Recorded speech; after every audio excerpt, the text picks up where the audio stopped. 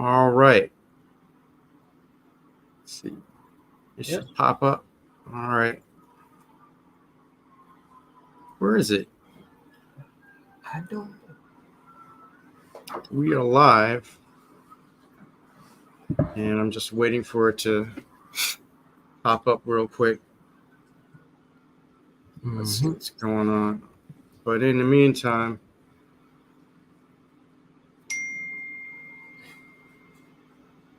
no. You hear a lot of things. I'm doing. Who- I'm doing some work, so I'm getting responses back. So you hear some things in the background. That's where it's from. That's cool. Yeah. Things are good. So okay, now it is live. Oh. Right. We are live. Good evening, ladies and gentlemen. I'm Mark Peters. I'm the founder and director of Progress for All, 501c3 organization that is primarily dedicated to voter education on various issues. And with me is Hi, I'm a Darian board member. Wheeler from Media Covenant. That's and right. I'm with Mark Peters, and we're about to get down to the get down. No, I'm Doc Wheeler from Media Covenant, a design and media small business looking to help small businesses achieve greatness and look the part of a big business in functionality and image. So I am with Progress for All as an associate and a board member, and here to discuss topics for us. Right. So over the past few months, we have been holding brief town hall sessions, some of which have been very well attended, where we talk about issues relevant to Black men. As you may have heard in the news, a number of news outlets, a number of different organizations are concerned about the direction that the Black vote may turn in this coming election. And particularly, they are starting to micro-target different segments of the African-American community. It's not enough to just say all Black folk. You actually have to focus on Black women, Black men, and then even going even deeper within that particular group. So being that our organization is focused on voter education, as a 501c3, want to approach different issues in a non-partisan manner. And the issue that we are going to talk about this month is estate planning. With that, there are a couple of questions that I had laid out to begin with. The first one that we wanted to talk about, was about access to financial and legal resources. And then the question being, for you, Darren, what are the primary barriers preventing Black men from accessing financial advisors or legal services to create wills and trusts, and how these barriers can be surmounted? It's based on a statistic from caring.com, where according to their 2021 study, only 27.5% of Black Americans have a will, compared to 45% of white Americans, which is highlighting significant racial disparity in terms of estate planning. And you could just imagine the dynamic that is going to emerge from that, where you have folks who might actually have very good jobs and very good income, and they might even have acquired some assets and they're growing. But if they're not figuring out who's going to get those assets once they pass on, once they transition, then that is yet another avenue for Black wealth to leave the Black community. We often hear people talking about, oh, how many times the Black dollar circulate within the Black community? Are you using Black-owned businesses and stuff like that? Or here's another situation where, just like your Black dollar, as you're spending it while you're alive, might go out of the community. A huge chunk of change is going to go out simply because we haven't done the proper estate planning. So, Doc, take it away. For sure. Before I do, just give a little context. Mark asked me, hey, what did I want to talk about? I knew we normally have a set of schedules and context, but I had a lunch and learn. I'm part of a 50 plus club. Yes, I'm 50. Wow. Part of a 50 plus club, and they discussed estate planning, educational law, and real estate planning and law. So part of that was it sparked me. There were some things that came out of there. I mean, Mark and I are both kind of advocates of a lot of channels for generational wealth, understanding financial literacy, and things of that nature. So I sat on lunch and learn, and there was a couple things that came out of it that sparked me. Like, wow, I don't have my estate in order yet. That's a big yet. But I'm glad I did learn a few things on the panel that was there. Three ladies, African American lawyers, and dynamic. And I'd like to give a shout out. It was actually sparked, and these lunch and learns are from my church, and I heed every. I don't want to say. Let's just say religious group or community organization to get with a lawyer or some system that will actually give this knowledge to your community as well. So my questions, along with what Mark was saying, the access to financial and legal resources, according to, I thought you said Karen.com, and I was going to go crazy and crack up. But I prepared statements because I'm always coming unprepared. So I'll list what I wrote. Primary barriers preventing Black men, essentially, from accessing financial advisors, legal services to create wills, trust, and how these barriers can be removed. Well, look, so one of the biggest obstacles overall is trust. Historically, mistrust of financial institutions and legal systems, both which have failed Black Americans or Black men. Going back to the Freedmen's Bank. Freedmen's Bank, exactly. That's what I was going to touch on. That was the very first. Once slaves were let free, it was advised, hey, put your money in the bank, and your 5 acres, and a mule cash, and all like that. And it folded, and it was stolen. To be quite honest, we can probably circle back and get that information. There was a documentary on that. But yeah, so trust overall is that. But beyond that, we're talking about costs and then education. So Black men often don't have the access to financial advisors or lawyers because they either don't know where to look or can't afford the high fees. The fees start, according to the lunch and learn that I was on, $500 as a starting fee, upwards to $5,000, depending on the complexity of what you have. So high fees. Where was I? And Black men often don't have access to the financial advisors or lawyers, or they either don't know where to look, they can't afford the high fees, or simply don't feel welcome in these spaces. Sometimes that's an internal thing where, hey, we don't know, so we don't even know what questions to ask. Sometimes that's a historical thing, has nothing to do with walking into an office and asking the questions. However, we can demystify these processes by making financial planning affordable and accessible, i.e. my church made it accessible. Hey, we have this lunch and learn, and it's recorded. So if you didn't attend it, guess what? You can circle back and you can see it now. So things are accessible. We need more Black financial advisors in our communities, i.e. the people that were on our panel. They didn't have to be. They happened to look like me. They were my counterparts. They were my sisters, queens. So pushing programs to break down the estate planning in layman's terms. And those barriers come down when we start demanding transparency and inclusivity from these industries. So that's my answer. Second part of that was one great thing that I learned. I know you kind of touched on it. I know a lot of people think, hey, you got to have a lot of assets. You got to have this, got to have that. It was suggested that power of attorney is one of the things that you should start at, and actually at the age of 18. Wow. Yeah. Well, I mean, that kind of makes sense. there's all this talk about generational wealth and you get some big, expensive, complex trust. And it's like, no, just hold off on that part. Just start with a will, first of all.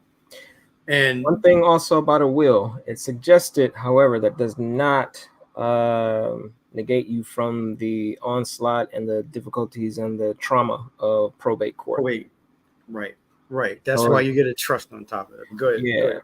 So there's other smaller, like you're saying, simpler dynamics. TODI is another thing, and that's related to. I have to find that what the acronym is. I forgot what it is. I'll do a quick search when we go to the next question.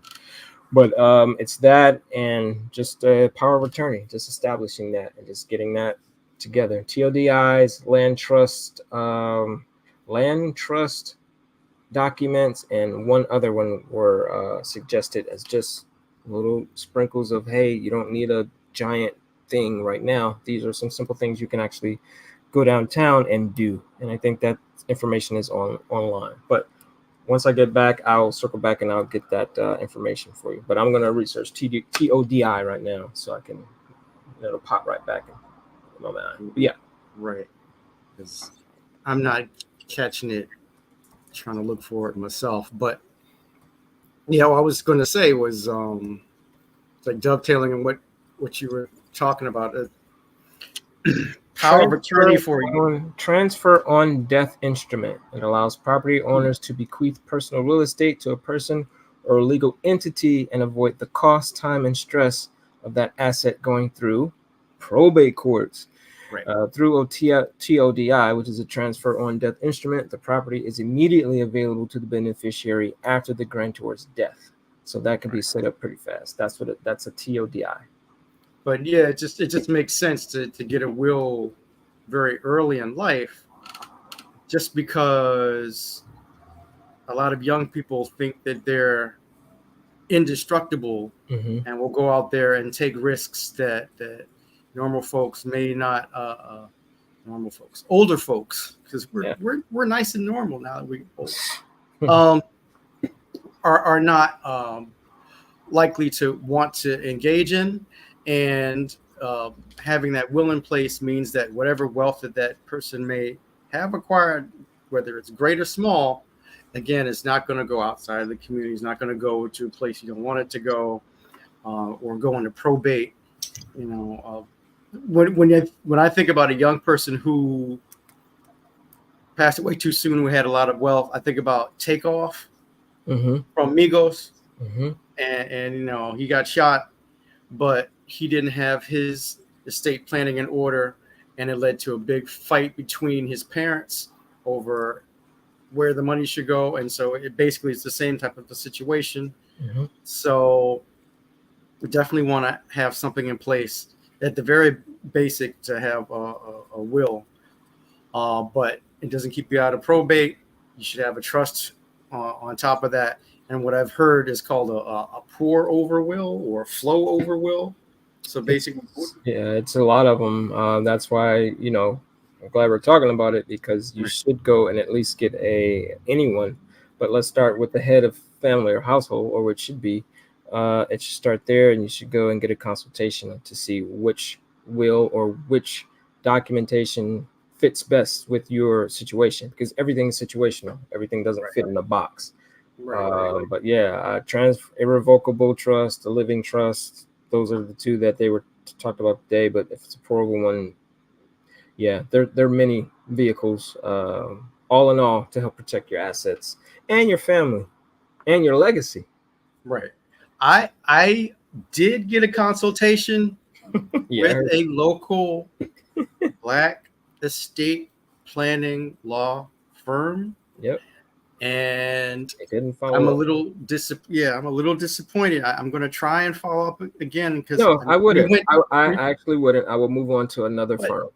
I would not give them a second chance. I would not, because you gave them a second, third, and fourth chance. They didn't want your business. Move on, and we have to understand that too as well. There's plenty. But they did. They took that consultation money.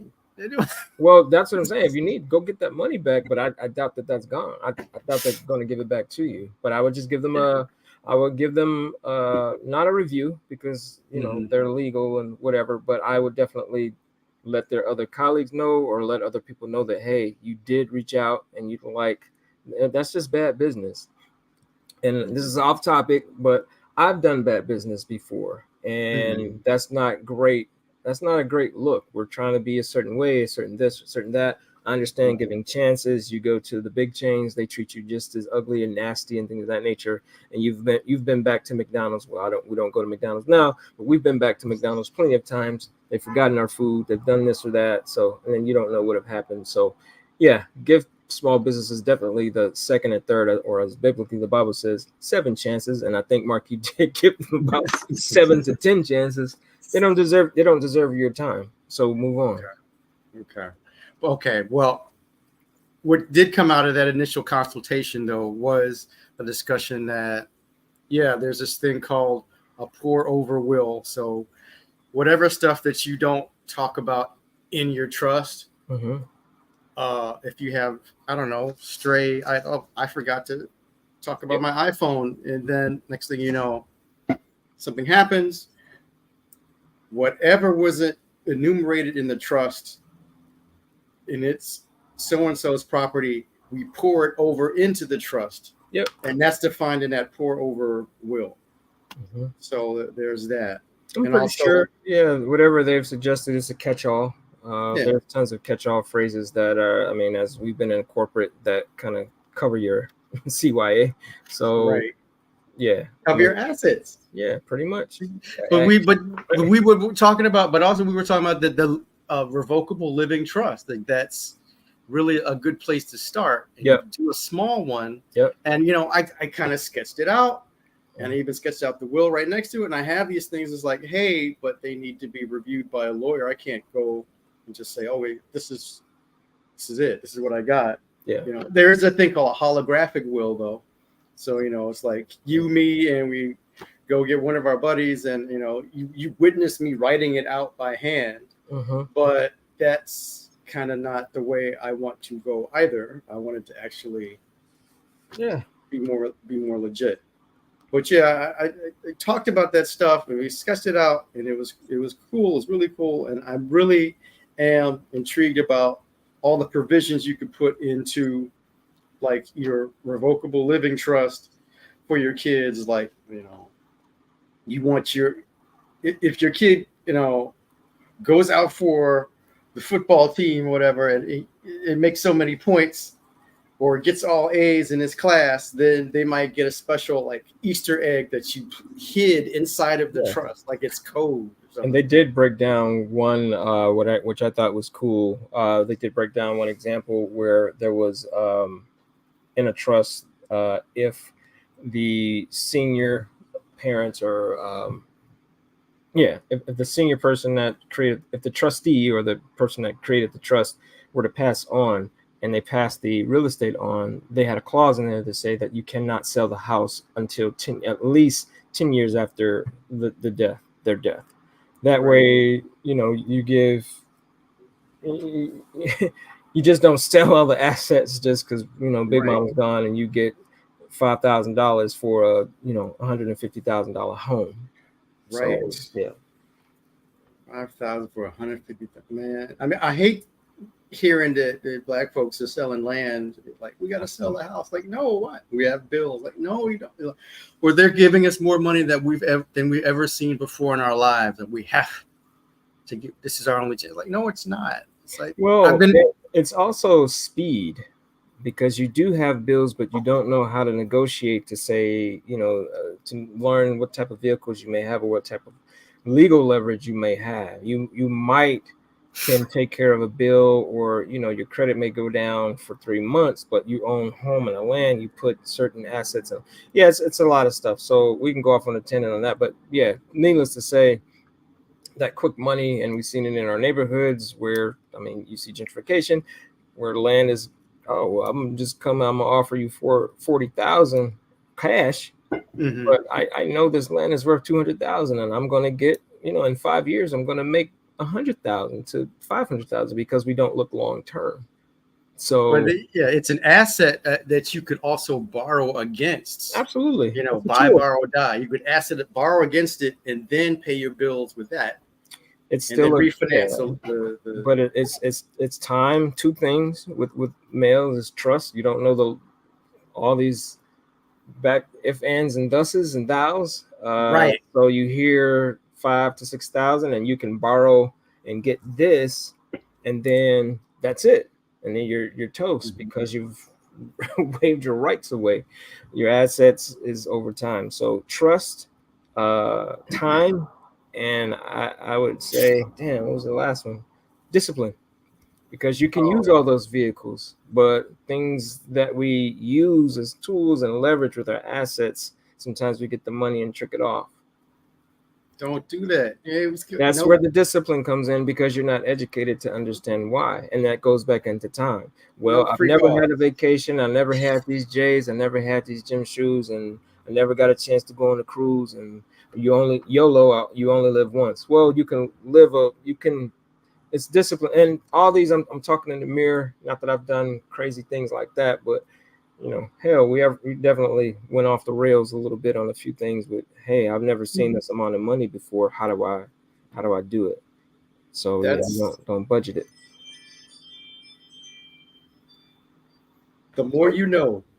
Right. And then the more you grow, and you should grow. But that's where you get in circles where people help you with this, because this, again, vehicles like this, it's only you and I. It should probably be maybe a few more, but we can take this and expand it, and maybe not just talk about it, but after this, just similar to my church, that was a talk. So maybe there's an action plan and an action item after this, where there's clusters of folks. Hey, we're going to do estate planning from, every 3 months. We have a lot of 50 to 100 people.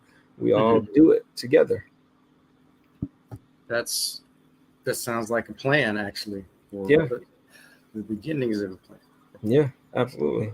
And it starts with lawyers. And I think if we crowdsource, I think we possibly be able to get some of the financials down a bit, because it is costly. But I'd ask that question too. What if, I have somewhat of a large family, and we can go into, because we got like a couple more questions left and I got a hard stop, but we got a large family. So what if 10 of us went in and did it kind of together? Right. We're all kind of correlated. We don't have to know each other's secrets, but I just brought you 6 clients, including myself. So can we get this cost down like Costco and Sam's?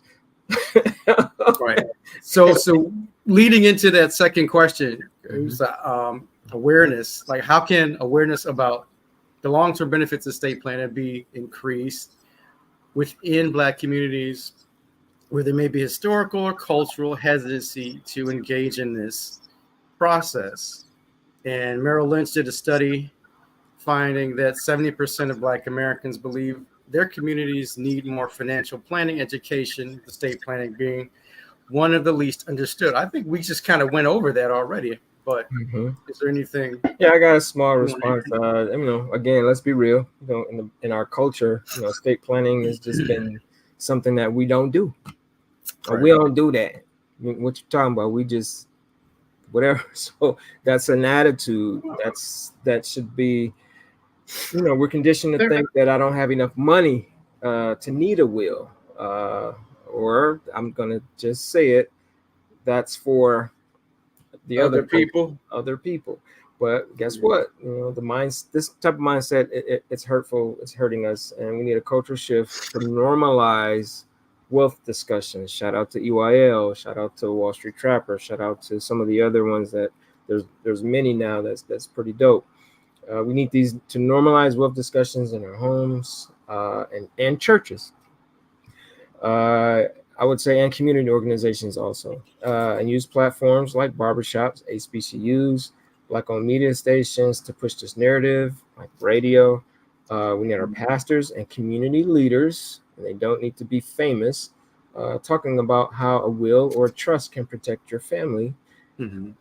And sponsored educational campaigns that are culturally relevant, accessible and honest about benefits that can start changing those hesitations. So this is from your church group, and I have a thought that sparks off of what you're talking about. In the back of my mind is this lingering, nagging thought that there are folks who are going to say money is the root of all evil. No. And that you should avoid this, or you should be poor and honest, or that generational wealth is something that we shouldn't aspire to. But yet at the same time, we know the history of Rosewood and what's the feedback? Me? It's feedback? Might be. Oh, it shouldn't be. Okay. Well, we'll just power through. The history of Rosewood or Greenwood or other communities where, yes, we've been working in generational wealth. They built up these communities and they've been torn down. Are there any folks that are thinking that, somehow that's not for us, or we can't do what they do, or is it part of God's plan for us to be set aside and not have that type of wealth? Or am I going on the wrong track with that? No, so let's break down the entire verse. For the love of money, not money itself. Money is a tool. For the love of money is the root of all evils. Evils, plural. It is through this craving that some have wandered away from the faith and pierced themselves with many pangs. So, for the love of money. So that might be the feedback that you heard. I was switching tabs. So that's also a big misnomer when people quote scriptures. All people, not just black people. It's only small snippets to make certain things sound a certain way. But to your question, no, just like not what I answered. Not that that's Bible or truth, but just my perspective. You just got to kill that noise, kill that narrative that was marketed that way. You need to be broken, meek, and humble. That's fine. That just means don't boast about it. And I got money, but having an abundance is biblical, but it's abundance not just for your sake. I can't, if I'm a gazillionaire or multiple millions, I don't need 17 bathrooms in a home. I can have that, but I could use that resource to help others. That's why oftentimes you do see people with that amount of money be philanthropic, because they don't all their needs are covered and they become bored. They have more than enough, and the assets that they have are self-sustaining to where they don't have to quote unquote work anymore. So they build vehicles and engines to help others. I mean, that's also a tax play, by the way, but Absolutely. thinking altruistically, that is a better way to go. I mean, like before we were talking about real estate and I was talking about this stuff, I mentioned I'd gone on different channels, different platforms to see how different groups, different populations thought about money. Like on Kosher Money, they had an episode where they're talking about the Gvir lifestyle. Gvir, I think, means Lord. So like if you're like the big man in the community, handing out dollars here and there, and everybody sort of comes to you, and that you should kind of tamp down that and be more humble. Or I've heard that in certain Middle Eastern communities, you have a humble facade to your house, but on the inside, that's where all of the luxurious carpets and all the incense flowing and all the nice stuff is at. You don't see it on the outside. It looks very plain and unadorned on the outside, because you will garner shar al-ain, the hate of the evil eye. Like people got green eyes. But to take it back into the Western lens, you have people who will use this adage: wealth is quiet, rich is loud, poor is flashy. So people who truly have a lot of money and they know how to not mess themselves up by showing it off, they don't, and they're very low key. And that's where you have these terms like quiet luxury and stealth wealth, and people not putting that stuff out there because you get robbed. You could tick somebody off. You could have people like coming at you saying, "Hey, remember me? The time you borrowed that $5 back in college," all kinds of things. People just coming at you. And so to take it back to the discussion, that you were saying that we should learn about these things as a community. and we should definitely grow and develop, and we should hold these ideals from history of, like, Black Wall Street in our minds while developing our own today. And we should, not trick the money off, so to speak. No, that's my ideal. I think there's a place and a time where, yeah, you should be possibly lavish where you've deserved it. But I think, once again, I use the term mindset. You need to be careful. You need to be, in a sense, where I don't want to say it's not flashy, but I don't know. Just be educated when you do Right. whatever you do. If you've earned it, there's places and times and things where you can splurge, and there's a way to do things. Right. I'm not judging at all, but there's just certain things I haven't done, like strip clubs and stuff where I'm, making it rain. I just didn't, and I've seen it before, and you're like, well, that could have went to build this. It could have, but hey, as I've gotten older, I don't look down on certain activities. You just, whoever's doing it, you can assess it, and there could be a context on why a person has done something. So I don't, quote unquote, judge. All I just go back is to the mindset. After you've done that, making it rain, do you have to go back to work and do it again? Or was that money, quote unquote, well spent? So we can go on and on about that, but it's just the mindset and normalizing the conversation. And I will piggyback that answer and response with the execution, which we were talking about. It can be talked about all day and wishing and hoping, but if we don't put any action behind it, it's dead in the water. Right. So, going on to the next question: how do ongoing racial wealth disparities impact the estate planning process for Black men, and what strategies can be implemented to mitigate these effects? The statistic that I wanted to drop on you is from the Federal Reserve Survey of Consumer Finances, where they say the median wealth of Black families is 24 compared to 24,100 compared to 180,100 for white families, making it harder for Black men to engage in estate planning that includes wealth accumulation tools. We touched on that as well. As you could start your estate plan with something small, yep. But for the larger, more complex things, you need more in order to build that large, complex structure in order to protect the more that you have. Yep. So, let's go back to that median too. That median, and not all. Remember, there was close to 400 years of a head start of free labor. And free labor, 400 years times the interest will definitely explain some of that disparity. That's not an excuse, because now we have access to certain things. But let's just use that as one caveat to that median gap. So when you look at those numbers, yeah, it is staggering. But the wealth gap being, Black families at 24.1K compared to 189.1K for alternate our other families. And it's no wonder that we aren't talking about estate planning. It's not an excuse to sit it out and sit out the conversation. We have to focus on long-term financial strategies. Again, long-term, that's discipline. You're not going to be that millionaire tomorrow.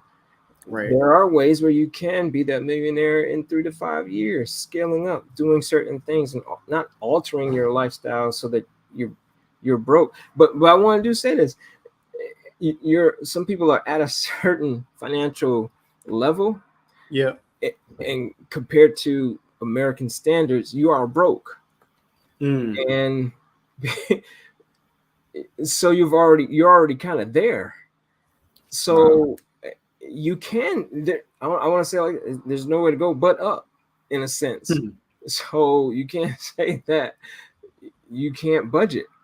You should be, so that you can scale up and get a better job. There's programs, there's this or there's that. So It's just, again, long term. There's discipline and time. Those keywords and mindset. Those 4 words are going to just circumvent this whole narrative to get it. But yeah, long-term financial, you know, focus on your long-term financial strategies, whether that's life insurance. Right now, you can go to term life insurance. You might not get $1 million policy. You might get $100,000 policy. That might be cheaper. And then you have to prioritize. Investing in property, you might not get a home, but there's stock out there called REITs where you can actually own real estate. You're a real estate owner by stocks.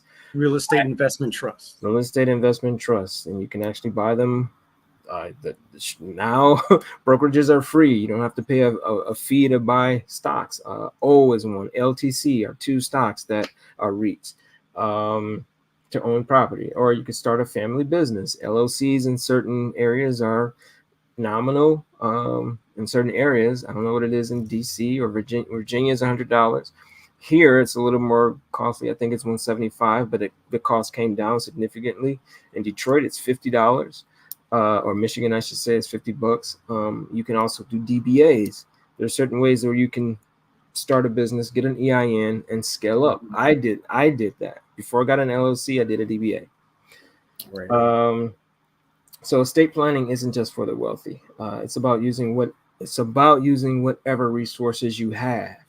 A lot of us don't start with what we have to protect and pass down, as we need free, you know, and we do need free and low cost estate planning services that's targeted for our community to start with, starting with financial literacy programs in schools, again, in schools and in churches. In schools, it could be taught to your high school students, as I alluded to what I learned today, that, you know, power of attorney should start at 18. And some of the seniors, you know, some of them are 18, but just like voting, you might be 17 and then you could be voting, you know, it could be 17 in 2023, but you should be thinking about 2024, the election. How do I go through the voting process? You know, get my registration card. Yeah, I got an early vote too. There was something in Illinois that's weird about early voting. So I got to, I got to read more about it, but yeah, it's not allowing you to early vote. It's going to happen, but not today. So yeah. But yeah, going back to, it says I wrote schools and churches, but also, you know, community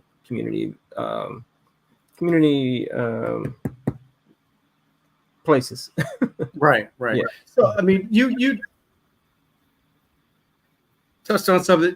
I think that there are ways that people become wealthy over. I mean, if you have dumb luck and you win the lottery, and then you're really not prepared for how to handle that instant wealth that came out of nowhere, or you get what might be called a moonshot investment. You invest in something somebody told you about, and just out of the blue, it shoots up to the moon. Yep. Then you get wealth like that. But, you know, and then also possibly those stimmy checks that people got during the pandemic. Did you get one of those? I didn't get one of those. I have kids, so I was able to get a stimmy check, and I bought stock with my stimmy check. I bought. Was it a large amount? It wasn't a crazy large amount. No. All right. I figure that for some people it might be a large amount, but the thing of it is that we are not in that environment epidemiologically for those stimmy checks to be deployed to folks again. So that's a consideration. Talking about voter education now, bringing that back in. Folks who are thinking that they're going to get those checks again, it's very much not likely to happen. Unless, God forbid, we have another century, once in a century plague. Disaster. Yeah, a natural disaster. Right. I mean, we're ignoring climate while we're dealing with all this other stuff going on in the world. Yeah. So that might be, God forbid, something that might trigger some kind of response, but maybe not likely to be a stimmy check, and probably not in the amount that people were thinking about if they are going to do stuff like that again. But yeah, and going on to that next question, you might have probably touched on it. Impact of wealth, role of community organizations. Yeah, you talking about the church group. In what ways can Black-led community organizations play a more active role in promoting estate planning and financial literacy to ensure that Black men are securing generational wealth to their families? And the statistic that I cite comes from FINRA, Investor Education Foundation. They did a study where Black Americans are 30% more likely to trust financial advice from community organizations than from mainstream financial institutions, understanding the importance of local efforts. Yeah, I mean, I'll start, with Black men. Of course, where do we go for therapy? You breaking up? Oh, can you hear me? I should not be breaking up because I am at home. Can you hear me? All right, now you're good. God, it's weird. My internet is right here. So right, weird. Right. No, again, where do we go for our therapy and stock advice?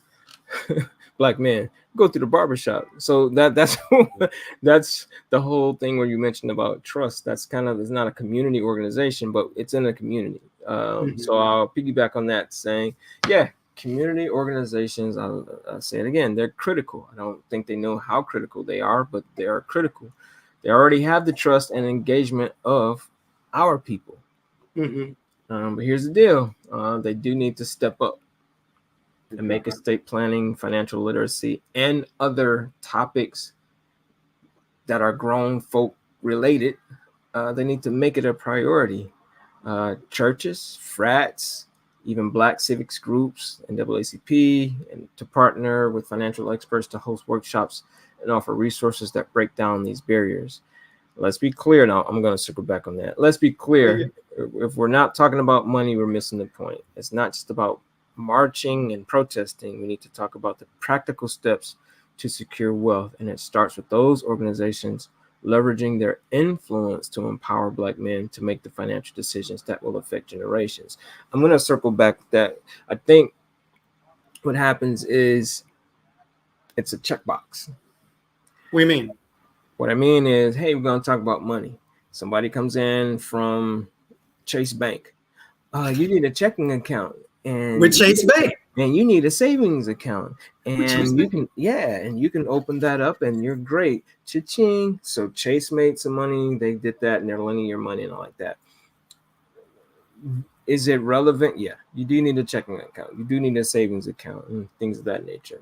They're not going to go into the weeds with it. Right. They never have. They never will. So, yeah. They're sending a salesperson. They're not sending a fiduciary. Yeah, right. And a lot of people don't even know what a fiduciary is. So all I'm getting at is, no, I'm serious. I mean, I didn't know, but it's the thing about me doing my own quote unquote research and asking those questions. And then 2, 7 Black men will show up. It's how you market, and most of them aren't marketed. It's still freaking copy paper posted, sent out. It's not effective. And so, yeah, they will say that we did it, and they did, but how effective was it? Changed no life.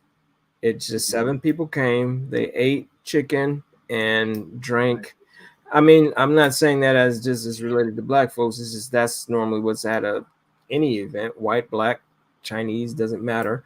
They ate that and drank stuff that give you diabetes. And you learned about stuff that won't really be relevant. Let's just be honest. There's not here's a real game plan. Do this first. Research TODI. Go down to this. If you're in this area, go downtown. If you can't go downtown, here's the paperwork that you'll need to look for. This is how you fill it out. This is that. I mean, we're both user experience and all like that. So you can't just say, do this and just, yeah, I understand, because it's not in layman's terms. Right. You're going to go into Chase Bank, you're going to get a checking account. They're not even going to tell you, hey, you need to keep a certain balance so that you don't get charged $15 for us to keep your money. Right. They're not. They just, you just hear, hey, I need a checking account. Okay, well, if it's direct deposit, we won't take anything out. That means your money has to come to us. And it's good intentions, but it's not really real. Right. And they need to let, after you get the information, you decide if you want to do that. If that does work for you, then it works for you. But no, it needs to be real, tangible, layman's terms, estate planning and breakdowns in micro steps. It's not, Right. again, it's not going to be, hey, I went to this seminar on estate planning And they gave me I'm everything, done. and I got it all. I know. I'm Yeah. done in 10 minutes. It's just not. It's not. That's a 6-month ordeal, possibly. Only one Invest Fest, and that's it. That's all you need forever. Right. Only one Market Mondays from EYL. Just one episode, and that's it. Yep. One video on a YouTube channel, and that's it. And a lot of people go to YouTube University. I have, and there's certain things that worked, certain things that didn't, because a lot of things are personal or situational. So you're never going to go to one meeting at a church and it's going to work, which is why you go there, you get guidance, and it may be ongoing, and then you do personal. It's just, that's my quote unquote opinion, but I think that's just a way to disperse information globally, and then it's up to the personnel to go and do their own homework, i.e. Black men. Right. Gotcha. So the next question is about estate planning. Oh, Lord. Whew. You have a criminal record. Estate planning post-incarceration. What specific legal tools and guidance are available to formerly incarcerated Black men to engage in estate planning, and how can this be incorporated into reentry programs? Mm-hmm. And the statistic coming from the Sentencing Project report states that over 33% of Black men in the U.S. have felony convictions, which complicates access to financial resources and legal assistance needed for estate planning. I mean, there's a story on Roland one time where they were talking about this wealthy, famous football player who was trying to patronize this particular bank that he walked into, trying to get their business, and they turned him away because basically, to be blunt about it, he was a big, scary, muscular Black man, and that was off-putting to the bank officers, the financial officers that normally do business there. So to actually have someone who is attempting reentry, who is going to be perceived, in that same type of stereotype, big, scary, muscular Black man, as opposed to a wealthy and famous football player. Like we just saw a wealthy and famous football player down in Florida get stopped and frisked and more, assaulted, along with one of his teammates who tried to help him out and stop it, and then they took him down. So here it is, you're trying to re-enter society and actually try and do something with yourself and grow some wealth.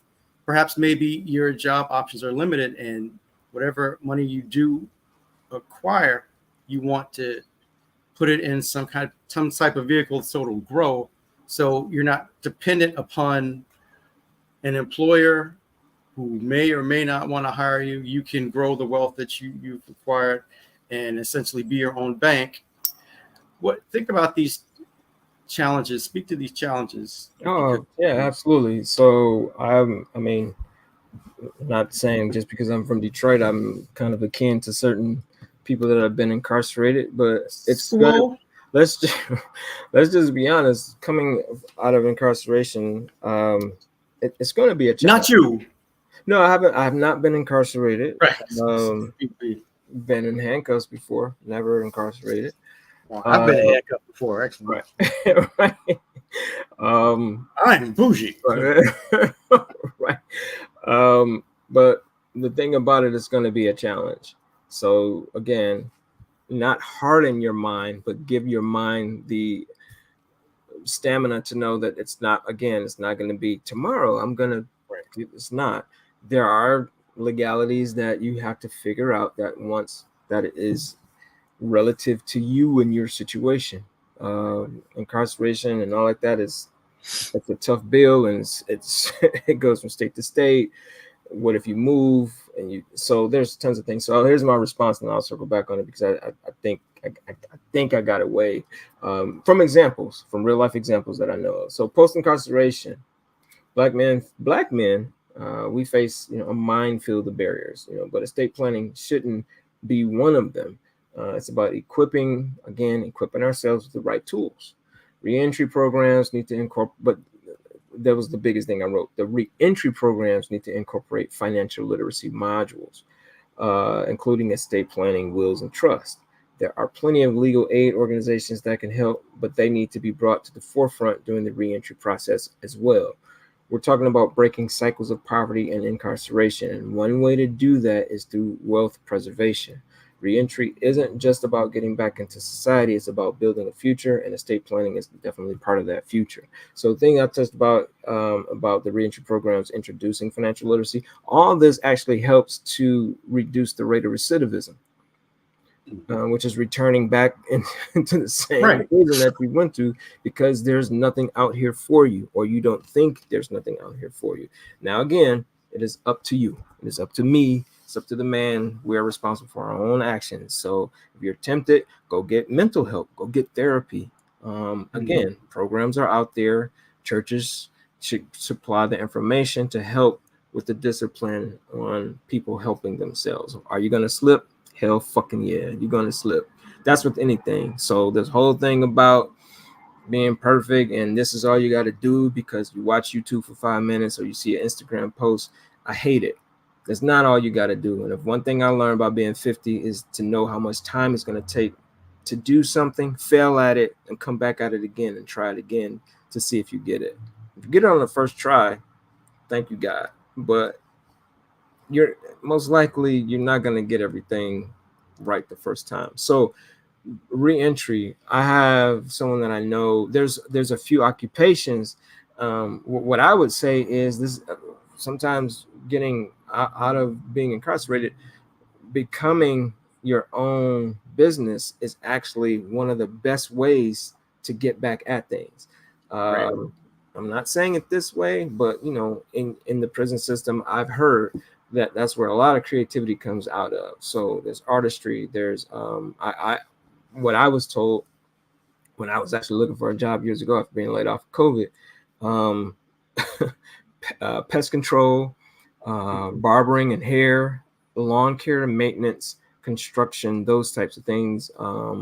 Data entry, there's a lot of those that are not, you don't have to have, you're not blocked by your record or your past of being incarcerated. But starting your own business, specifically going back to school and learning a quote unquote trade, and a trade is not down, trade doesn't mean it can't be technical or IT either. But going into that and then starting your own business and getting your own clients, you're the boss. So in order for you to make your living, you have to self-sustain yourself. And if you're focused on self-sustaining and, getting food and paying bills and a house and roof over your head, that's one way of doing it. But going back to those programs, putting estate planning in the curriculum should be prioritized as well. Right. And I also, when you said that, I was thinking a lot of that focus on, we've got to do estate planning for folks who are struggling to get back into the world and may have to start, and then maybe they're starting their own business and they need to grow and retain more of their wealth. Again, I'm thinking about not just down below, but up above. There are some wealthy and famous people who have done and said some things that have damaged their estates, certain deals they may have had with different businesses that are in the mainstream, different labels, what have you, and they say something on Twitter, and next thing you know, we're not going to work. We can't. We have to. Everybody's distancing themselves from you because of the stuff that you said in a tweet. Yeah, you could say that in a twat. Well, in a tweet.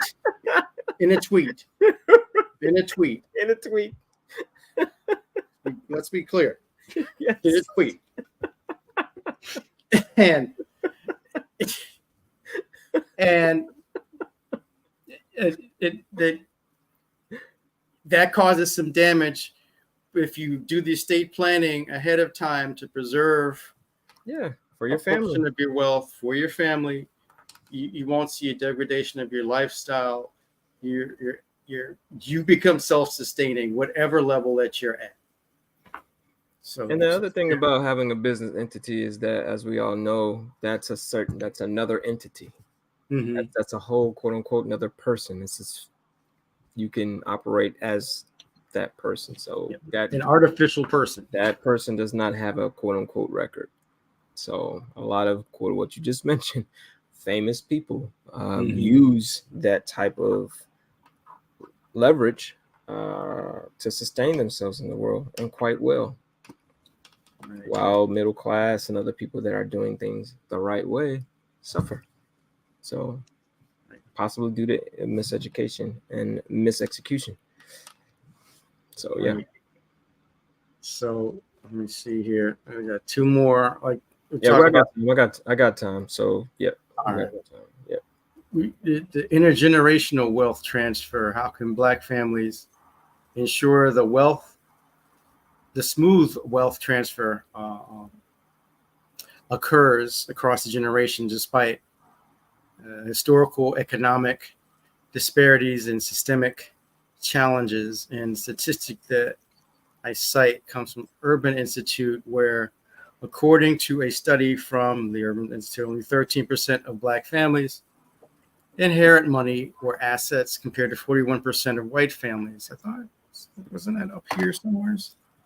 Anyways, 13% of Black families inherit money or assets, compared to 41% of white families, creating additional hurdles for wealth transfer through estate planning. So the smooth transfer, well, that's what we're talking about. The will and the trust is what's supposed to allow a smooth transfer without going into probate. But are there other things that I'm missing when we talk about this? Are there other things? I mean,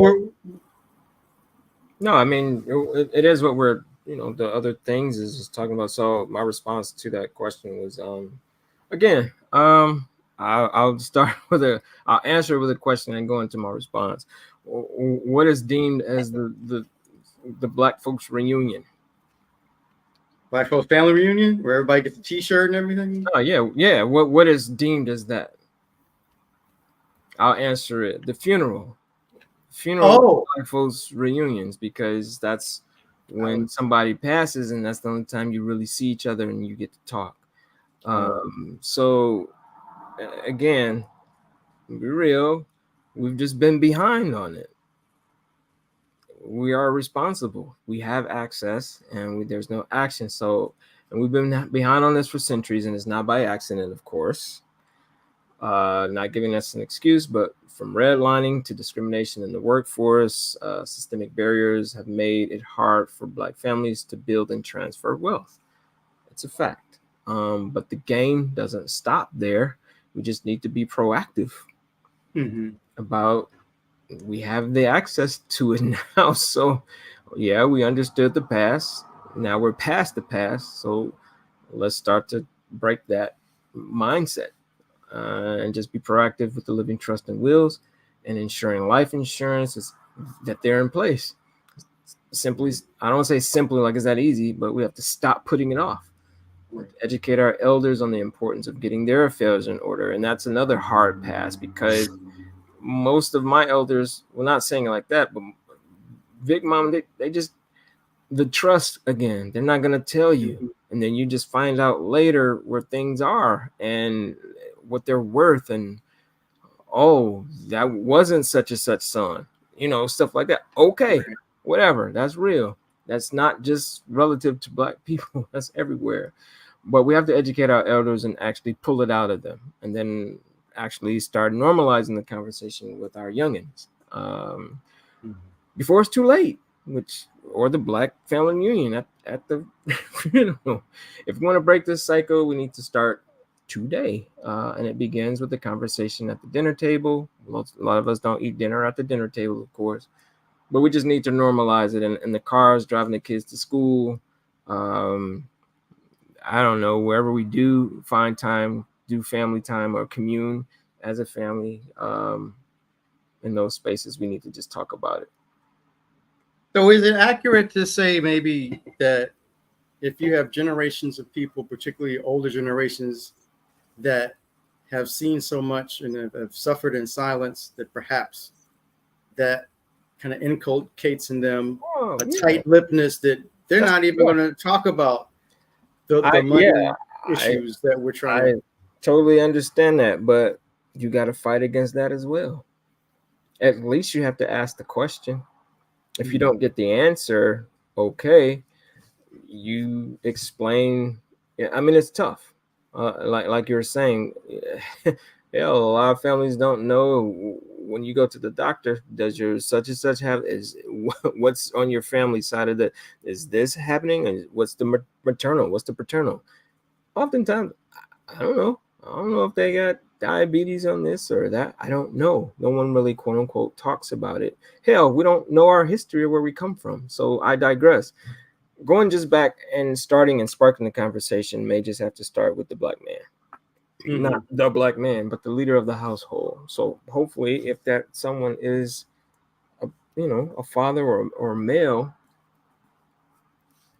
go for it. That's your job.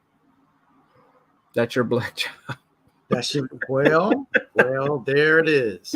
That's your Black job. So Gary, wrap up with this last question: health and estate planning. And we kind of touched on it. People not knowing what genetic predisposition to which type of chronic health condition someone might have or not have, just because we aren't really talking about those things, among other things. So the question is, how does the lack of healthcare access and higher mortality rates for Black men in particular affect their ability to engage in long-term estate planning, and how can this be addressed through community support? Statistic being that Black men in the U.S. have a life expectancy that is 5 years shorter than white men, which limits their ability to focus on long-term estate planning, and that comes from CDC. And there's so many things that are wrapped up in that. When I think about that, when I read through that, is how there's not just excessive force, deadly force incidents, or crime in whichever community you may be in, or a distrust of the doctor, and then you don't go the way you should regularly in order to catch certain conditions, monitor them, or tamp them down before they get out of hand. But there's just the overall stress and the weathering that bears down on your spirit that can reduce life expectancy. And add on top of that, maybe if you are younger and you see all of this and it's stressing you out, that's what makes you think, might as well eat, drink, and be merry, because you might as well trick it off, because you don't know what's going to happen tomorrow. And you live that way. So young people have that mindset. If you do survive, if you're older, then you're stressed out even more, because you probably have a family you're trying to take care of as well as yourself. And all of that just piles on you. Right.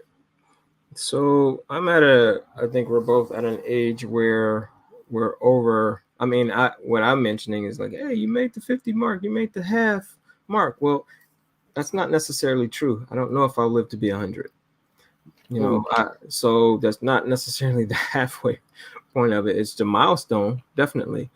But normally now the days are shortening. I don't want to sound morbid. I'm happy to go into, where I'm going, because my mind is enlightening. I think the growth of it is expanding. So this thing about health also can attach itself to financial health also.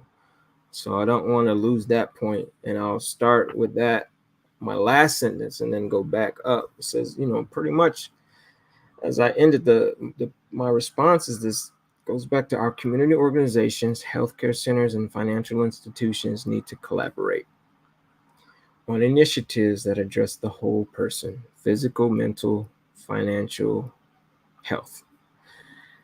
To that point, a lot of the institutions are not owned and operated by a minority. So the initiatives or the priority to do that isn't on the forefront of their roadmaps from a corporation. However, what I've learned at the church that I attend, I think my mindset is grown because of the leadership there. It is not just the pastor, it is the board, because of how this church is structured. It's not structured as a business or anything like that. It's definitely worship, word, prayer, community organization, and outreach. That's our 5 pillars. And just for me to recite that is crazy because it is doing that. So, and we had a quarterly meeting. We had our third quarter meeting this past week, which is crazy. So we know where we've been, what we're doing now, and where we're going. We're doing planning for 2025 for this quarter. What I mean by that is that it is giving me an example on how, hey, the church, the body is doing that. So maybe me as a Black man should be doing that for my family. There are programs in this church, like what happened today, that I took part in, that's addressing certain things that I needed to take care of from a life standpoint, not just for me, but for my family, and then for my namesake, the legacy, and then onward for the community. So it goes back to what I was saying about, I'm saying community organizations, churches, stuff like that, frats, and things of that nature. Alignment really needs to be there, and prioritization. It does not have to be 50,000 programs. Okay, one of the organization, you guys, you have a good base of people that know health. Hey man, can you take this health initiative and drive that up for the 6 months or break this down in some quarters? Yes, okay. That program is done. Financial literacy, boom, that. So if they, I don't want to say attack that, but that's where my answer is saying, hey, these communities and health centers and financial institutions, if you guys collaborate, I'm only one person. I can't go to 50 things at once. And you can have your financial literacy thing and, insurance on the same day or same weekend. Remember, I work, remember that. So make them presentable and digestible in layman's terms where I can survive. So I think the leadership on how that's prioritized goes back to the resources that's available and people that are responsible, i.e. our leaders, going into, because the pastor or leaders in my church, they go to certain people and ask, or these are leaders or business owners, and they have dedicated certain hours of their time to come and do this. And I'll piggyback on this and say this because when I first joined, what blew my mind away was when I first started going there, and they had a passport fair. Passport fair?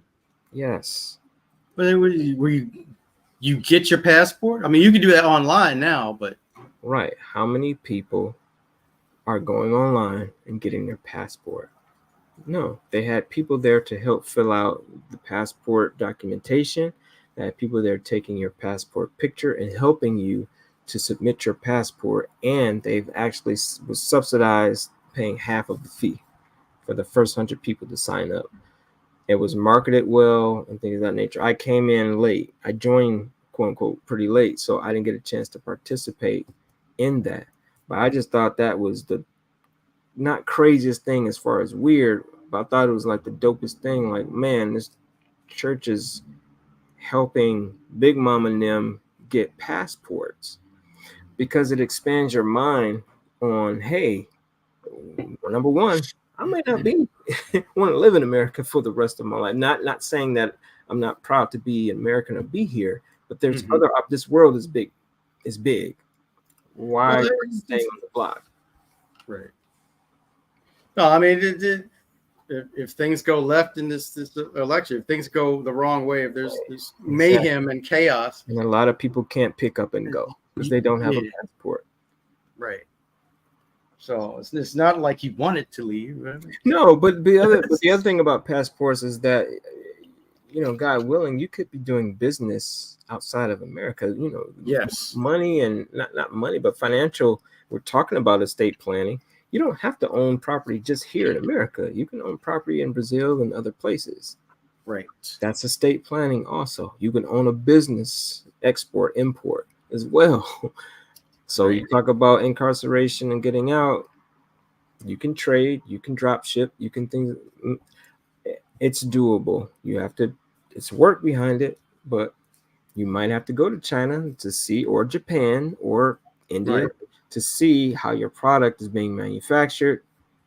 Oh, I can't go. Why? I don't have a passport. Man, but that's what millions. That's what Reginald Lewis did. Was, I mean, not, he wasn't incarcerated, but Harvard Law grad, first billionaire.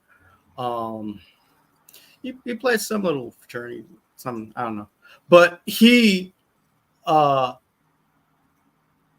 actually got like his loan from one of these big banks, a business loan, and then that's when he acquired a business and did the organizational change. But he was going around to different businesses, like it could either be some huge mega corporate like Beatrice, which has offices all over the world, and you have to travel the world and check out each office and see how their operations are running and how you can make tweaks in order to improve operations. Or it could be a smaller business, like you said, it's headquartered only in this one place overseas, and you have to go over there to that one spot in order to see how they're doing things so that you can figure out how to improve. And then the more efficiencies you create, the more wealth you can generate, which you then need to throw into your estate plan because you have this asset, this company that's making money for you, as opposed to starting up your own small business. You've acquired a big business and you're managing that, and you've got a team of people helping you to manage that as you grow. Right, and in the same token, I mean, we're quote unquote talented people. Not that other cultures are not. Athletics, entertainment, things of that nature. There's tons of people that are actually superstars, not in America, that are of our same cultural background, that are huge successes in other countries. Well, you might need to, you play jazz piano, you might have to go to France or Germany. I can't go. Why? You don't have your passport. That's why. So you can't play sports and soccer or lacrosse or swim overseas. Why? I'm a passport. So yeah, so I have my documentation right here. This is actually the third or fourth time that it's been spoken out loud. So I think that's a push that I need to get my passport. So I'll be doing that along with my son, because he's actually wants to get his passport. Because also because of in college, you might have to study, not have to, but you might have the opportunity to study abroad. Gonna need your passport. So it's also another form of ID, in addition to like your driver's license or student ID or something like that. Absolutely. So yeah. So I don't even need to go into my whole thing about healthcare, but there are disparities. But I think it should be aligned in what you should do with your health also. Specifically for men, we don't, quote unquote, go to the doctor as much. There's a disparity there as far as what type of insurance that we may have. We don't think it's important. I've actually upped the ante on my going to the doctor, because you would take your car in every month for an oil change. You don't necessarily do that for your body, but I just thought that was hilarious for a doctor to tell me, well, see you next year. No, you'll see me in about another 4 months. I might go quarterly. I might go every 6 months, because your body is different than every year. You can't tell me 365 days something ain't happened. You got a set of lights that turn on. Dude, your check engine light may come on before the year end, and you just say you're gonna roll around with that on. No, bro, no. And health may not always be physical. You can also Mhm. go to therapy as well as mental. And it was broken down to me, hey, you get a sprained ankle. Are you going to just keep walking around on a sprained ankle? No, you should probably go see a doctor to get it wrapped up or get some treatment. You might not need surgery, but you need to have it looked at. Well, your mentals can be sprained too. That's true. Your health is your wealth, and Absolutely. if you're talking about mental health in the African American, that is a whole issue. That's a whole talk that we That's could another have topic. That's another that goes topic. on like 5, 6, 7 hours because it's It goes back, yeah, because I'm sure it goes all back to the trust issue as well. mm-hmm. It's been disparities and things that we've been given and tested on. And, yep, it's a trust thing. Right. So those words, trust, discipline, forgot the other two that I mentioned, time, Right. and execution.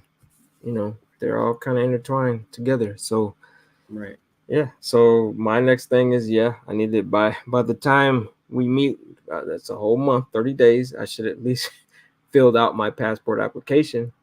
I don't know the fee, but I think I need to get my birth certificate because I lost my original one. So yeah. Oh, wow. But you need to take those steps. So I'm originally from Michigan, so I'm living in Chicago now. So I would need to go and fill out paperwork, get my document from Michigan. That's going to take possibly again, that's that time thing. You can't just, I'm going to fill it out online and hit submit. I got my passport. No. Right. It's not how it's done. Unless you already have that stuff planned out ahead of time. Yeah, if you have the certain documentation planned out. But so here's the other thing, and we can wrap it up, but that's what cracks me up. So before going to estate planning, what cracks me up too was when you get to certain places, some places don't even have the I don't want to say the courtesy, but they forgot that certain people haven't done it before. So here are things you need to bring first in order to even get started. So that way I'm not frustrated when I get there, like, oh man, I didn't have all this. So I drive there, I don't know what I'm doing, and then I was supposed to bring something or get something, and then I'm just there kind of lost. That's how certain it feels like voting. It kind of makes you feel that way. You get to certain, you didn't have all these sorry, I got fruit flies. You get there and you didn't have all your credentials in order, and you're just like, I just wasted my time, and I rushed from work, and almost boss was yapping at me and stuff like that. So it's frustrating. But yeah, it feels like voting. Like, in certain states, they're putting up all these barriers to people being able to pull that lever or to early vote. It's interesting how I had actually applied. Just my own funny story. I had applied for absentee voting by mail. I did not receive the absentee vote ballot in the mail. What I did get was a little piece of paper saying, here's how you can go into this place and vote. So that's what I did today. That's why I have these stickers, and they're handing out a special one for 2024. So now I got the great seal along with the I voted in Arlington. So I said, let me just hurry up and get this over with so that it's done. It's good. I'm not sure what happened with the mail. I have heard stories that people were concerned that the Postmaster General, Bill DeJoy, might actually be interfering with the mail some kind of way, or who knows, maybe somebody in the local post office who could be playing games. Who knows what the situation could be, or that it genuinely is slow in coming. But they made me fill out a form saying, hey, I didn't receive the thing. So if I do receive the thing, I guess I just, slash it and that's it. But yeah, putting those barriers up when you're trying to do the estate planning, it feels like voting. Like, you need 2 forms of ID.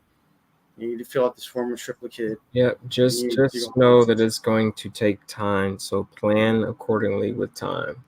I think that really is the thing with our culture too, how things are going with, things being so expedient. But I don't think that I'm impatient, though. I think no, that you're not. I'm just saying the culture of Instagram and things are like pippity pop. there's that, but I also think that there are folks who will say, yes, there's a culture that is like microwave mentality, but where you're trying to be patient and slowly build, these bill collectors are coming at you, taking out chunks in dribs and drabs, and they are the impatient ones. And that's what's putting the pressure, the deadline pressure on you to become impatient along with the rest of the culture. You just have to understand and know the law in that sense to see what rights you do have.